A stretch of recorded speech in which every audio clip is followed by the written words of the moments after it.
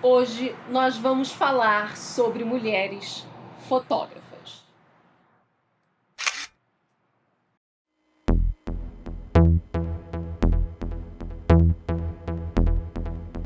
Hoje nós vamos falar de mulheres fotógrafas. Mulheres que tiveram um olhar e a sensibilidade de perceber as coisas que aconteciam ao seu redor e construir para nós uma imagem de tudo aquilo que elas viram. Então eu começo com Julia Margaret Cameron. Ela nasce em Calcutá em 1815. Um pouco depois ela vai para a França estudar e logo em seguida, em 1838, ela retorna à Índia, quando ela se casa com um homem que já tem uma situação financeira um pouco mais abastada e tem a sua vida normal, vida, né, dona de casa. Julia tem 5 filhos. Adota mais 6 filhos. Desses 6 filhos, a última a ser adotada chama-se Mary Land. Mary já foi adotada, né, adolescente. Julia Cameron inicia sua carreira aos 48 anos, após receber de presente da sua filha Mary e do marido dela uma câmera. A partir desse momento, Julia se torna incansável no seu trabalho com a fotografia, pois a partir da fotografia ela começou a ver sentido na própria vida. E ela começa a fotografar tudo que ela vê. As pessoas, principalmente pessoas, né? Ela se coloca a registrar a beleza, né? E a simplicidade das pessoas. Então ela começa a chamar todo mundo e aí chama o marido, chama filhos, todo mundo que ela quer experimentar essa fotografia. Julia, ela apresenta uma fotografia com poses montadas, né? Então ela sugere para que as pessoas façam um determinado tipo de pose e ela registra essas imagens, né? O que nós podemos perceber na fotografia de Julia é uma sensibilidade muito marcante e ela foi a fotógrafa mais importante do século XIX. E aqui nós trouxemos 2 belas representações, né? A primeira é uma mulher e ela segura uma criança no colo. Essa primeira representação, ela nos remete um pouco às pinturas renascentistas. Uma boa iluminação, todos com uma suavidade no olhar, né? Uma coisa que ao mesmo tempo ignora a câmera e a criança olha para a câmera, né? Se comunica com essa câmera. E numa outra imagem, já um senhor parece estar tocando um violino e mais 2 crianças, fazendo uma composição até muito parecida com a primeira imagem. Após 2 anos de uma incansável produção, as suas obras elas foram doadas e vendidas para o Victoria Art Museum.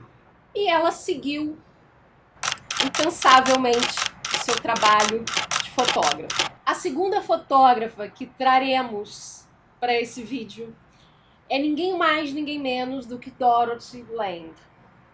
Dorothy Lange nasce em Nova Jersey em 1895.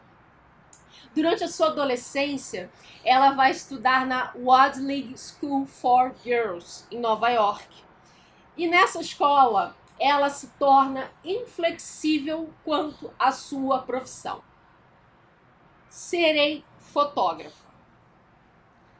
E durante essa estadia dela em Nova York, ela ainda estuda informalmente em alguns estúdios para aprimorar a sua técnica. E aí acontece uma coisa muito interessante. Em 1918, ela se junta com uma outra amiga e elas falam assim: vamos fazer uma viagem pelo mundo, né? E aí elas se organizam toda, tal, vai. E a primeira parada dessa viagem é na Califórnia.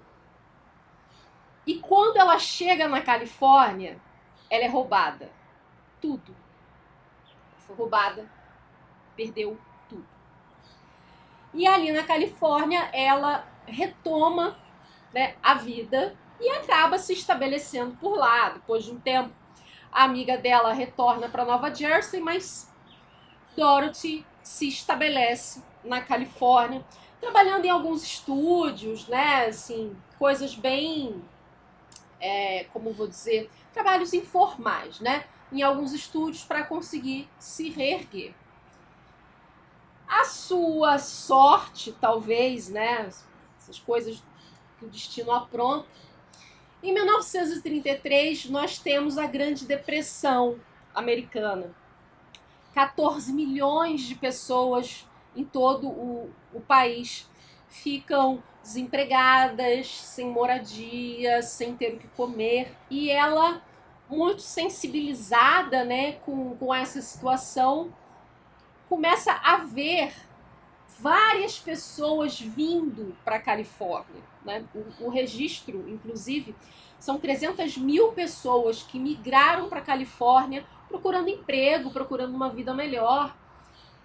E aí, nisso, ela pega e começa a registrar a realidade dessas pessoas.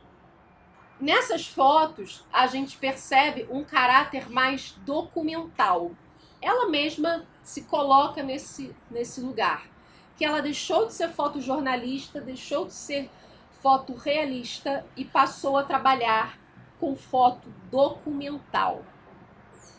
Temos o registro de Dorothy como a primeira mulher assim, mais importante dentro desse trabalho de foto documental. Então ela vai registrar essas pessoas na situação em que elas estão, exatamente como elas se encontram, desabrigadas, com fome.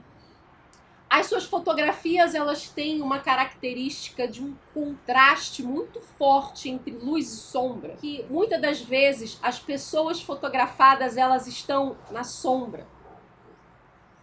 Exatamente para mostrar aquilo que as pessoas estavam passando naquele momento. Então, tudo isso acaba chamando a atenção de outros fotógrafos locais. E Dorothy é chamada para trabalhar na Farm Security Association, que é uma instituição, né, criada pelos Estados Unidos para dar suporte a essas pessoas que estavam desabrigadas, passando fome. É importante colocar que, graças às fotografias dela, houve toda essa mobilização governamental, porque essas fotos dela começaram a ser veiculadas nos jornais.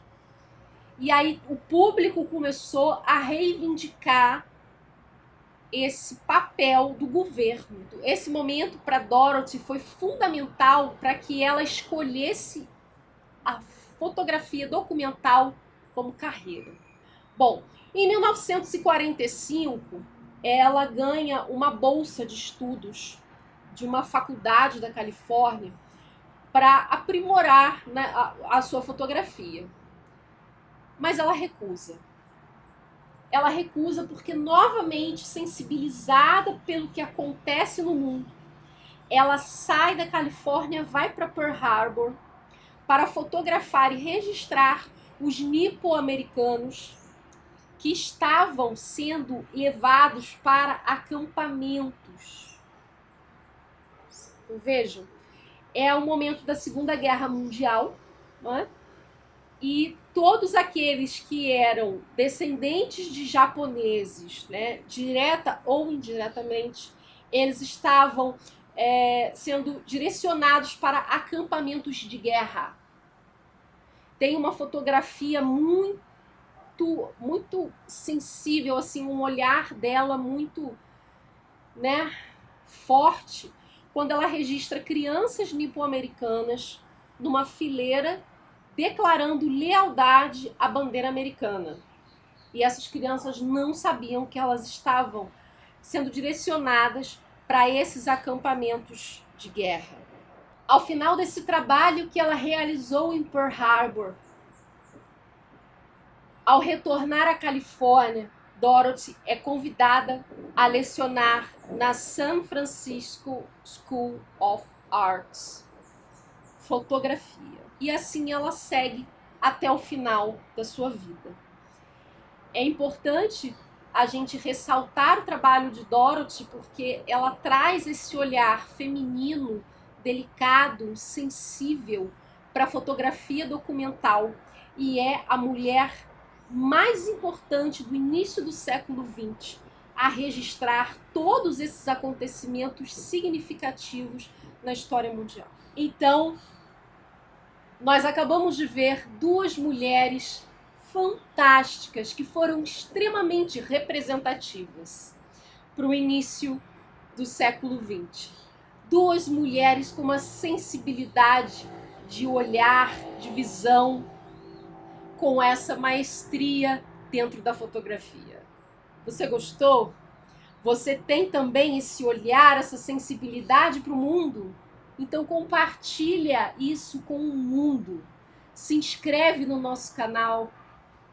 Comenta aqui embaixo o que você achou dessas artistas.